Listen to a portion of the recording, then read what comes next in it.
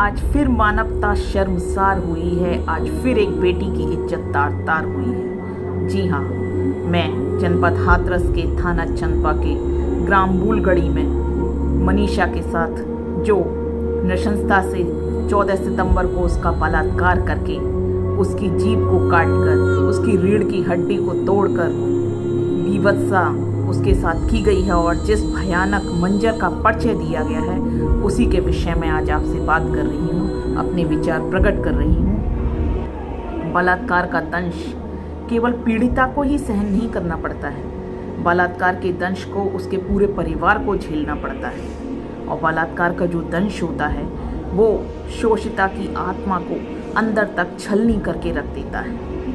आज के युग में जिस प्रकार से बलात्कार की घटनाएं हो रही हैं और उसके बाद जिस तरीके से, जिस नृशंसता से और जिस कुत्सित रूप से पीड़िताओं की हत्याएं कर दी जाती हैं, उनके अंगों को क्षति पहुंचाई जाती है, जैसे कि निर्भया कांड आपको याद होगा। उसमें निर्भया के साथ कितनी विवत्सा से उसकी हत्या कर दी गई थी, उसके अंगों को क्षति पहुंचाई गई थी। और उसी तरह की आज घटना को फिर से दोहराया गया है। मनीषा के साथ उसकी जीभ काट दी गई, उसके रीढ़ की हड्डी को तोड़ दिया गया ताकि वो दबंगों के खिलाफ बयान ना दे पाए, उनके अत्याचारों के खिलाफ अपनी आवाज़ों को ना उठा पाए। आखिर हमारी सरकार क्या कर रही है? कब तक बेटियों के साथ इसी प्रकार से बलात्कार होता रहेगा? क्या बेटियां सुरक्षित हैं? क्या प्रदेश में कानून और व्यवस्था नाम की कोई चीज़ है? उसका मुकदमा भी नहीं लिखा गया, और मुकदमा लिखा भी गया तो उसमें मात्र 307 धारा लिखी गई, 375 धारा को उसमें से डिलीट मार दिया गया। बाद में आवाज़ उठाने पर उन रेपिस्टों को गिरफ्तार किया गया। आज वो भले ही पुलिस की गिरफ्त में हैं, लेकिन क्या मनीषा, जिसकी आज हत्या हो चुकी है, क्या हम उसे न्याय दिला पाएंगे? उसे न्याय कब मिलेगा? उसे न्याय तब मिलेगा जब इन रेपिस्टों को फांसी पर लटका दिया जाएगा।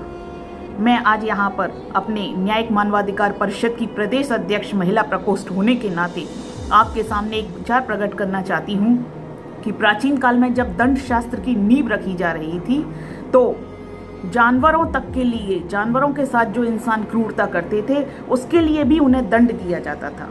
और उस समय आँख के बदले आँख, हाथ के बदले हाथ, मतलब आप जिस भी अंग को क्षति पहुंचाते हैं उसी अंग को आपको काट करके सजा दी जाती थी। तो जैसे जैसे हम सो कॉल्ड सभ्य हुए, ये सभी नियम बर्बरता की श्रेणी में आने लगे। लेकिन आज जिस तरीके से बर्बरतापूर्ण घटनाओं को अंजाम दिया जा रहा है, तो मैं फिर से समर्थन करती हूँ दंड शास्त्र के उन्हीं नियमों का, कि फिर से उन्हीं नियमों को लागू किया जाए और इन बलात्कारियों के साथ फिर से वही अंग के बदले अंग काटे जाए इनके, तब इन्हें पता चलेगा कि बलात्कार की पीड़ा क्या होती है।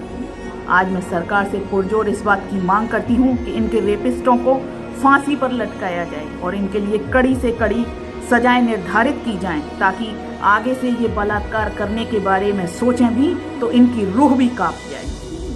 2 लाइनों के साथ अपने विचार व्यक्त करते हुए अपनी वक्तव्य को अंत की ओर ले जाना चाहूँगी कि मजबूरियों का जाल है औरत की जिंदगी, सबसे बड़ा सवाल है औरत की जिंदगी। ये जुल्म बलात्कार तो कांटे की तरह हैं, ये जुल्म बलात्कार तो चांटे की तरह हैं। सहलाया हुआ गाल है औरत की जिंदगी, शहरों ने अगर रौंद दी गाँवों ने उछाली, गोया हुआ फुटबॉल है औरत की जिंदगी। चूनर की जगह इसको कफन तो न दीजिए, वैसे ही तंग हाल है औरत की जिंदगी, वैसे ही तंग हाल है औरत की जिंदगी। जय हिंद, जय भारत।